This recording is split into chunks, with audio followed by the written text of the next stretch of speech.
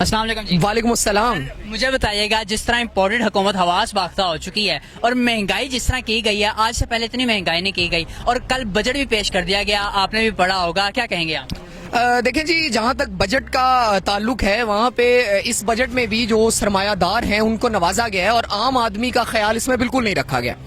عام آدمی جو ہے وہ 2 وقت کی روٹی کے لیے آج در بدر پھر رہا ہے. اب دیکھیں کہ تھوڑے دن پہلے جب انہوں نے پیٹرول کی قیمت بڑھائی، 10 دنوں میں 60 روپے پیٹرول کی قیمت بڑھا کے اس عوام کے اوپر اس کو مسلط کر دیا انہوں نے، اور اس سے اثر یہ ہوا کہ جتنی بھی ضروریات زندگی کی اشیاء تھیں ان کی قیمتیں بڑھ گئیں. اور جو بندہ تنخواہ دار طبقہ ہے یا جو مزدوری دہاڑی کرنے والے ہیں، کیونکہ پاکستان میں صرف سرمایہ دار تو نہیں رہتا، یہاں پہ غریب بھی رہتا ہے، یہاں پہ مزدور بھی رہتا ہے، یہاں پہ دہاڑی دار بھی رہتا ہے، یہاں پہ پھیری والا بھی رہتا ہے، یہاں پہ چھکڑا چلانے والا بھی رہتا ہے. تو ہم نے ان سب کو دیکھ کے کوئی پالیسی بنانی ہوتی ہے، ان لوگوں کا خیال رکھتے ہوئے ہم نے دیکھنا ہوتا ہے کہ ہم کس طرف چیز کو لے کے جا رہے ہیں. پیٹرول کی قیمت بڑھی، دالیں بڑھ گئی، چینی بڑھ گئی، ہر چیز بڑھ گئی، کیونکہ ہماری جو عوام ہے یا ہمارا جو قومی مسئلہ ہے وہ ہماری اخلاقیات کیونکہ گری ہوئی ہیں. جو چیزیں پہلے بھی پڑی ہوئی تھی نا وہ بھی ہم نے سٹاک کر لی کہ جو ہی بجٹ آئے گا قیمتیں بڑھیں گی، ہم پھر عوام کو، اس غریب عوام کے اوپر بوجھ بنا کے ان چیزوں کو بیچیں گے.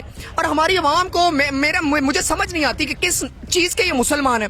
ہر چیز میں ملاوٹ کر کے بیچتے ہیں، ہر چیز میں جھوٹ بول کے بیچتے ہیں. آپ دیکھیں کہ فروٹ والے کے پاس چلے جائیں، 2 نمبر فروٹ ڈال دے گا آپ کو. آپ اوپر چلے جائیں کسی سرکاری ملازم کے پاس چلے جائیں، 2 نمبر بات آپ سے کرے گا. آپ چلے جائیں کسی ادارے میں چلے جائیں، آپ کسی ہاسپٹل میں چلے جائیں، ہاسپٹل میں جائیں گے جو آپ کا ڈاکٹر ہے وہ آپ کو جعلی مشورے دے گا اور جعلی ادویات دے گا. کووڈ میں دیکھا آپ نے، کووڈ میں کیا ہوا، وہ ایک انجیکشن جو چاہیے تھا کووڈ کے پیشنٹس کے لیے، انہوں نے وہ بلیک کر کے بیچا، ماسک بلیک کر کے بیچے. یہ وہ قوم ہے.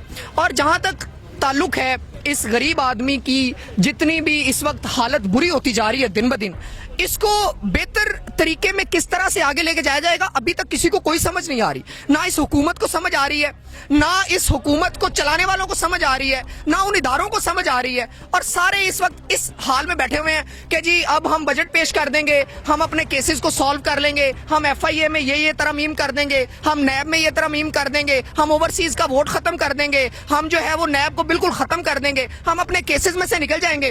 لیکن ٹھیک ہے آپ نکل جائیں، لیکن اس غریب عوام کو کس جنگل میں چھوڑ کے جا رہے ہیں آپ؟ اس کا جواب کس نے دینا ہے؟ ان چیزوں کا جواب ان لوگوں کو اب دینا پڑے گا. جب ہم دیکھتے ہیں نا کہ ایک جا رہا ہے، ایک منسٹر جا رہا ہے یا ان کا کوئی وزیر جا رہا ہے، تو کیا ہوتا ہے اس کے پیچھے 50 گاڑیاں، 50 گرین نمبر پلیٹ لگی ہوئی ہیں، وہ کوئی V8 ہے، کوئی وہ جناب اتنی بڑی بڑی مہنگی گاڑیاں انہوں نے ڈالے رکھے ہوئے ہیں. اس کا پیٹرول وہ میری اور آپ کی جیب میں سے جا رہا ہے، اس کا کون ذمہ دار ہے؟ کون جواب دے گا؟ یہ تو آئے ہیں یہ پروٹوکول انجوائے کر لیں. ہمارے ساتھ 50 بندوں کا کیا کام بنتا ہے؟ آپ لے جائیں 2-4 پولیس کی گاڑیاں لے جائیں، آپ کو اتنی آپ کی جان کو خطرہ ہے. 50 گرین نمبر پلیٹ والی گاڑیاں، اور راتوں کو وہ جو جتنے بھی یہ سرکاری ملازمین ہیں جو گاڑیوں کا جو یہ فیسلٹیز انجوائے کرتے ہیں، ان کی گاڑیاں کیا ہے؟ ادھر گرین نمبر پلیٹ والی گاڑی کا اس ٹائم کیا کام ہے جب دفتری اوقات ختم ہو چکے ہیں؟ وہ میرا پیسہ ہے، وہ آپ کا پیسہ ہے. لیکن ہماری آئرنی یہ ہے کہ ہم سوال نہیں کر سکتے، ہم انہیں پوچھ نہیں سکتے، کیونکہ یہ مگرمچھ بن کے اس ملک کی جڑوں میں بیٹھ چکے ہیں. اور ایک ایسا نظام اس ملک کی جڑوں میں بیٹھ چکا ہے جس سے غریب آدمی تو بالکل ختم ہوتا جا رہا ہے. اور کیا یہ وہی سرمایہ دارانہ نظام ہے جس کو امریکہ نے مسلط کیا؟ سوچیں اس پہ. کون سا یہ کیپٹلسٹ کیا تھا، کمیونسٹ کیا تھا؟ دو چیزیں تھی نا، ایک کمیونزم تھی، دوسری طرف کیپٹلزم تھی. یہ کیپٹلزم وہی سرمایہ دارانہ نظام ہے جس کے نتیجے میں آج ہم پس رہے ہیں اور مزید پستے ہوئے جا رہے ہیں. بڑی بڑی لائنیں سنتے، اچھا اجی وہ ترقیاتی بجٹ دے دیا ہم نے، وہ اورنج لائن بنا دی ہم نے، وہ میٹرو بنا دی ہم نے، وہ لیپ ٹاپس دے دیے. آپ نے اپنی جیب سے دیے ہیں. یہ وہی پیسے ہیں، یا تو آپ قرض لے رہے ہیں یا ہماری جیب سے ٹیکس لے رہے ہیں، اور آپ کہہ رہے ہیں جی ہم نے بلے بلے واہ کیا بات ہے. وہی لیپ ٹاپ جو 20,000 کا مل رہا ہے آپ کو 37,000 بل میں ڈالا ہوا ہے آپ نے وہ روڈ جو 2011 میں اس قیمت میں بنائے تھے، آج جب پتا چلا ہے جی کہ اس کو بہتر طریقے سے کیا جا سکتا تھا، وہ 9200 روپے 2011 میں آج کے ریٹ سے بہتر مہنگا لگایا ہوا تھا. پیسہ کون سا؟ پیسہ قرض کا، جس قرضے پہ سود وہ کس نے دینا ہے؟ میں نے دینا ہے، میری نسلوں نے دینا ہے، اور وہ جو دن بدن بڑھتا ہوا جا رہا ہے. میں وہ شعر بڑی دفعہ سنا چکا ہوں کہ یہ وہ سرمایہ دارانہ نظام ہے. یہ وہ پہلے ہم برٹش کی کالونی بن کے رہ رہے تھے، آج ہم امریکہ کی کالونی بن کے رہ رہے ہیں کہ فرنگی کی دولت نے سب کچھ خریدا. حکمراں خریدے، باغباں خریدے، تمہیں بھی خریدا، مجھے بھی خریدا. 75 برس سے غلامی میں ہیں ہم، گروی ہے سب کچھ، ناکامی میں ہیں ہم. مقروض بچے جنم لے رہے ہیں اور قرضوں پہ قرضے ہم لے رہے ہیں. ہوا کیا؟ ठीक जा रहा था मुल्क की समत निकाल के देखें आप, कितने 23 अरब डॉलर आपके खजाने में था, आज कितने 8 अरब डॉलर रह गया आपके खजाने में। आप देखें आपने मुल्क के साथ कर क्या दिया, आपने किया क्या। वो एक बंदा आया, वो जी ईमानदार है, पहले दिन से ही पेशगोइयां होनी शुरू हो गई, हमारी आवाम भी करी, ईमानदार बंदे का पाकिस्तान में कोई काम नहीं है, यहाँ पे करप्शन ऐसे चलती है, यहाँ पे इदारों में पैसे दे के काम होता है, यहाँ पे इंसाफ भी बराए फरोख्त है, यहाँ पे साफियों के कलम भी बराए फरोख्त हैं, साफियों के अल्फाज भी बराए फरोख्त हैं, और सबसे बड़ा जो इस वक्त मुजरम है वो हमारा मीडिया है। मैं मीडिया पे शदीद तनकीद करना चाहता हूं कि इन्होंने गलत इंफॉर्मेशन बिल्कुल मिस गाइड कर रहा है आज हमारा मीडिया, और खास तौर पे जो 3 सरमायादार हैं इस मुल्क के, जियो उसका मालिक निकाल के देखें कौन है, आप समा उसका मालिक निकाल के देखें कौन है, उसके अलावा आप दूसरा वो जो है आपका GNN उसको देखें वो कौन है। ये सारे मिलके एक प्रोपेगेंडे के तहत अब क्या करना चाह रहे हैं। दुनिया न्यूज, मैं उसका नाम लेना भूल गया, ये सारे वो सरमायादार हैं जो कि पैसा लेके प्रोपेगेंडा आवाम के ज़हन, ये उस आवाम का ज़हन बदलना चाह रहे हैं जिनको ना इन्होंने तालीम दी, ना इन्हें रोजगार दिया, और जिन लोगों को तालीम से दूर रखा है ना इन्होंने, आज वही लोग हैं इनके पीछे हैं, वो इन लोगों के पीछे जाके खड़े हुए हैं। ये वो एक नस्ल है पूरी, वो उनकी एज मैं कहूं कि वो 30 से लेके 40 के दरमियान है उनकी एज, और वो नस्ल है जो इन्होंने सबसे ज्यादा जिसको नुकसान पहुंचाया। जो सबसे इंपॉर्टेंट था वो तालीम थी, जिससे इन लोगों के जहनों ने आर्टिफिशियल इंटेलिजेंस के ग्राउंड्स को एक्सप्लोर करना था, जिससे इन लोगों ने जब देखा आपने कि अब डैम नहीं बन रहे हमसे, बुला लो जी न्यूयॉर्क की कंपनियां बुला लो, चाइना की कंपनियां बुला लो। आपको पता है एक अभी कर्जे पे जो, और सारा काम कर्जे पे, मतलब कि क्रेडिट किस चीज का ले रहे हैं आप, क्रेडिट इस चीज का ले रहे हैं जी हमने कर्जा ले लिया है, अब कर्जे पे हम काम करेंगे, उसमें से हम खुद भी खाएंगे, सरकारी मुलाजमीन को भी खिलाएंगे, हम सारा अपना स्टेबल कर लेंगे, उसके बाद आप जाने और आपका काम जाने, उस कर्जे का सूद भी आपने देना है, आपकी नस्लों ने देना है, आपके बच्चों ने देना है, जो भी आए। यही है पॉलिसी, और कोई पॉलिसी नहीं है, कोई टैक्स कलेक्शन का निजाम नहीं है। जिस सरमायादार के पास जाए, अच्छा जी वो हमने टैक्स बचाने के लिए वकील किया हुआ है, क्या कर रहे हैं आप इस कौम के साथ। ये आपका इंडिविजुअल मसला नहीं है, ये पाकिस्तान की इज्जत का मसला है। जब आप इस तरह की चीजें, छोटी छोटी चीजें जब मिला के जब मुल्क का बुनियादी एक बड़ा स्ट्रक्चर बनता है, तो क्या होता है फिर खुददारी और खुद मुख्तारी उसका सौदा करना पड़ता है। आज क्या हुआ जी, रशिया से तेल नहीं ले सकते, क्यों नहीं ले सकते। मिफ्ता इस्माइल आपका वजीर खजाना क्या कह रहा है, अजी हमें अमेरिका की पाबंदियों का डर है इसलिए रशिया का तेल नहीं ले सकते। यार ये कैसी बात कर रहे हैं आप। वो इंडिया में जाएं, उन्होंने रशिया से तेल लिया, उन्होंने 25 रुपए सस्ता तेल अपनी आवाम को दिया, इन्होंने वही तेल 60 रुपए बढ़ाकर, क्योंकि हम रशिया के पास इसलिए नहीं जाएंगे क्योंकि हमें चलाने वाला अमेरिका है, हम अमेरिका की जो डू मोर की पॉलिसी है उसको फॉलो करने वाले लोग हैं। हम नो मोर नहीं कह सकते, जो नो मोर कहेगा उसको निकाल के बाहर फेंक दिया जाएगा और सारे फिर एक हो जाएंगे, और वो पूछता फिरेगा कि अब कोई रह तो नहीं गया जिसने कोशिश ना की हो मुझे निकालने की।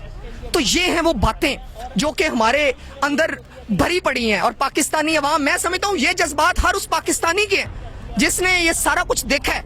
मैं एक मिडिल क्लास फैमिली से हूँ, मैंने बहुत कुछ बियर किया है, मैंने एजुकेशन ली है। जब मैं मार्केट में आया हूँ तो मेरे साथ क्या हुआ है, मैं एक इंजीनियर हूँ, और जब मैं मार्केट में देखता हूँ कि मेरे साथ, आपको पता है कि इंजीनियर कौन होता है, 2 होते हैं बड़े, या डॉक्टर होता है या इंजीनियर होता है, जिनको FSC में ज्यादा नंबरों के बाद एडमिशंस मिलते हैं। उसके बाद क्या होता है, अच्छा इंजीनियर के साथ हो गया 2 लाख इंजीनियर बेरोजगार बैठा हुआ है।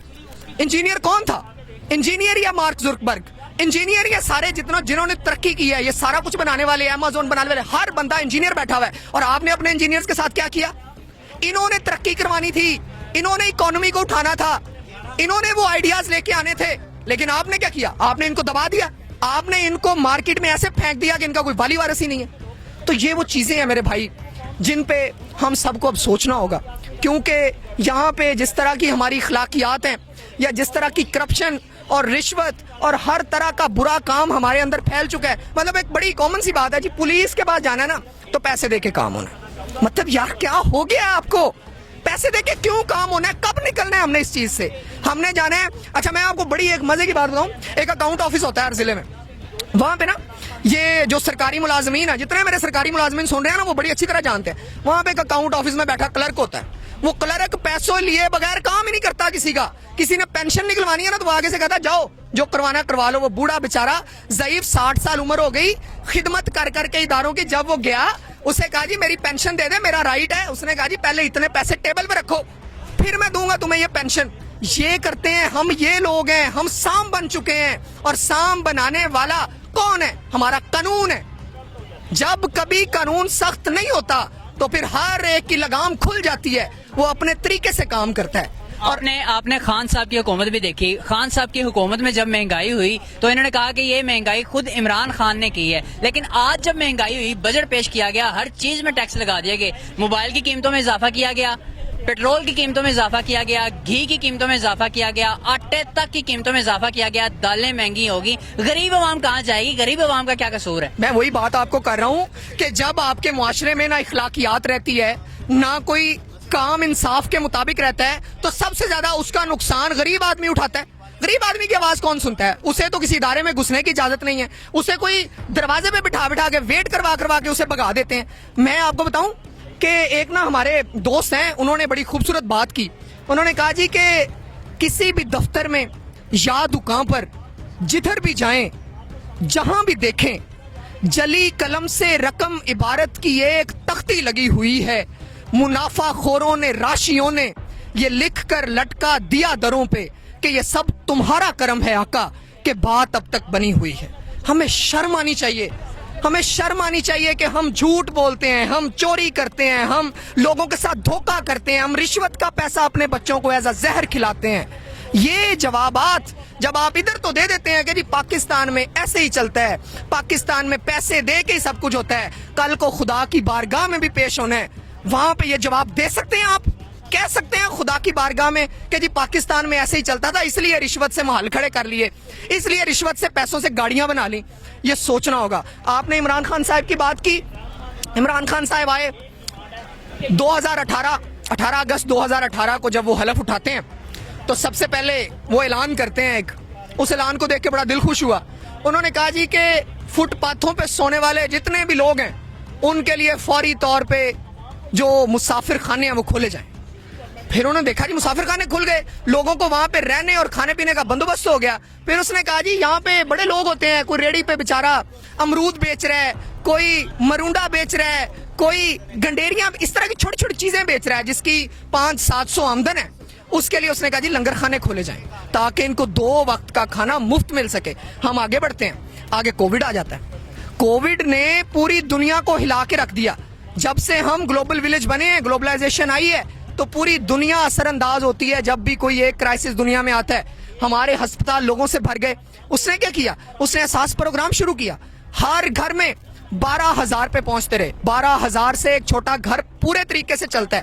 اس نے کہا کہ میرے لوگ بھوک سے مر جائیں گے, ان کو 12,000 پہ دو. پھر اس کے بعد ہم آگے بڑھتے ہیں. اس نے دیکھا کہ اس عوام کی تو اخلاقیات ہی بڑی گری ہوئی ہیں, اس عوام کو تو ایجوکیشن ہی اس لیول کی نہیں دی گئی. اس نے سنگل نیشنل کریکولم, آپ کے ہاں امیر اور غریب کا فرق مٹانے کے لیے, ان لوگوں کو ایک پیج پہ لانے کے لیے اس نے سنگل نیشنل کریکولم کی بنیاد رکھی. سنگل نیشنل کریکولم سے وہ آگے بڑھتا ہے.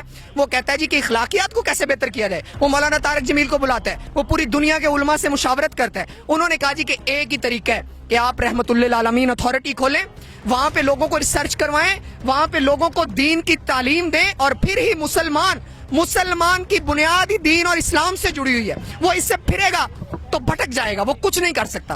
اس نے پھر کیا کیا؟ ایک بڑا عظیم اس کا منصوبہ میں آپ کو آج بتا رہا ہوں, میڈیا آپ کو نہیں بتائے گا. آپ کے یونیورسٹیز میں اب قرآن پاک کا ترجمہ ہر ڈگری کے ساتھ لازمی قرار دے دیا گیا. اور کس نے کیا ہے؟ وہ عمران خان نے کیا ہے. وہ تو چلا جائے گا, لیکن یہ آپ کی نسلیں اس قرآن پاک کو بھی پڑھیں گی, اس کے ترجمے کو بھی پڑھیں گی. اور کہاں بیٹھ کے پڑھیں گی؟ یونیورسٹی میں بیٹھ کے پڑھیں گی. سب کچھ ٹھیک جا رہا تھا, عمران خان صاحب بہت اچھا حکومت کو لے کے چل رہے تھے, لیکن پھر عمران خان صاحب کو کیوں اتارا گیا؟ وجہ کیا تھی؟ آپ سب کو وجہ پتہ ہے کہ جب بھی کسی نے امریکہ سے پنگا لیا یا امریکہ کو آنکھ دکھائی تو امریکہ اس چیز کو برداشت نہیں کرتا. کیا ہوا؟ کون سا لیٹر تھا؟ وہ لیٹر میں ہر چیز مینشن ہے. آپ کی سیکیورٹی کونسل کہہ چکی ہے کہ مداخلت ہوئی ہے آپ کے ملک میں. کون ہے مداخلت کرنے والا؟ وہی ہے جو قرضوں کے ذریعے آپ کو کنٹرول کرتا ہے, وہی ہے جس نے آپ کے پاؤں میں قرضوں کی بیڑیاں ڈالی ہوئی ہیں, اور وہ ہے وہ سرمایہ دار امریکہ. وہ سرمایہ دارانہ نظام کا سربراہ امریکہ ہے, وہ جس نے ساری سازش کے ذریعے یہاں کے لوگ تھے جن کو اپنے کیسز کی پڑی ہوئی تھی, جنہوں نے جیلوں میں جانا تھا ان کو ہمارے اوپر مسلط کر دیا ہے.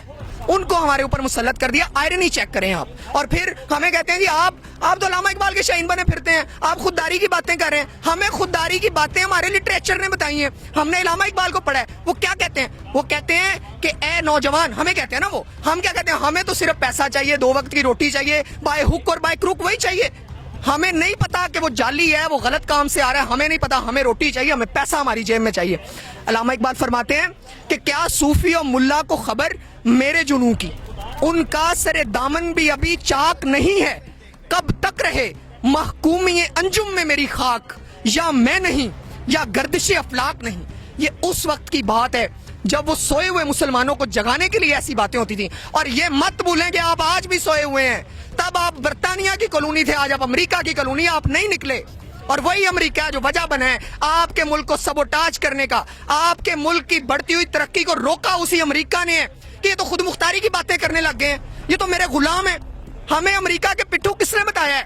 یہ بچپن سے سنتے آ رہے ہیں ہم امریکہ کے پٹھو, امریکہ کے پٹھو. یہ کیا ہوا ہے آپ کے ساتھ؟ یہ وہی ہوا ہے, اس کی پریکٹیکل ایگزامپل اس نے دکھائی ہے کہ آپ واقعی امریکہ کے پٹھو ہیں, اور آپ خودداری کی بات کریں گے تو آپ کو دبا دیا جائے گا. کیا میسج کیا آخر میں امپورٹڈ حکومت کے لیے, جس طرح امپورٹڈ حکومت حواس باختہ ہو چکی ہے, کیا کہیں گے؟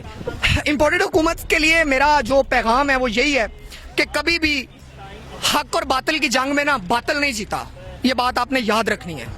اور جو حکومت میں جس نیت سے آیا وہ سب کو یہاں ہو گیا ہے کہ پہلے اوورسیز کا ووٹ ختم ہوتا ہے, الیکٹرانک ووٹنگ مشین ختم ہوتی ہے, پھر ایف آئی اے میں ترامیم ہوتی ہیں, پھر نیب میں ترامیم ہوتی ہیں, پھر الیکشن کمیشن کو سبوٹاج کیا جاتا ہے, اس کو وینڈلائز کیا جاتا ہے. یہ سب اپنے راستے سیدھے کرنے کی کوششیں ہیں. ہر پاکستانی اور ہر پڑھا لکھا بندہ جانتا ہے اس بات کو کہ کیا گیم چلائی جا رہی ہے اور کس طرح سے اگلی حکومت بنانے کے لیے کوششیں کی جا رہی ہیں. اور انشاءاللہ کبھی بھی باطل کو کامیابی نہیں ملتی, یہ ناکام ہوں گے اور بری طرح ناکام ہوں گے.